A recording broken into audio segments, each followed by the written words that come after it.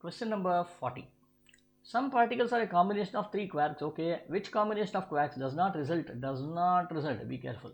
In a particle with a charge of either 1.6 into 10 power minus 19 coulomb or 0.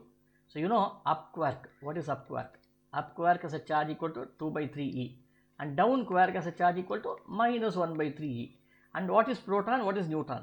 A proton will have UUD as a combination. Neutron will have UDD as a combination. When I say UDD, what will happen? This will be 2 by 3 minus 1 by 3 minus 1 by 3. Do we have anything like this? This will have a 0 charge, right? So therefore, you see up, down, down. So this will have a 0 charge. So this is one of them.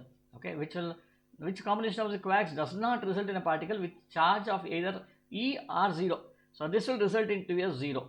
Now if I take this UUU here, what will this result? This will result into 6 by 3e, which is equal to 2e.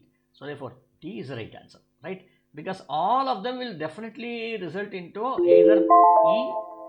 either E or 1 or the 0 value, but this will definitely not yield you either 0 or E. This is resulting into 2E. So one of the options should be correct.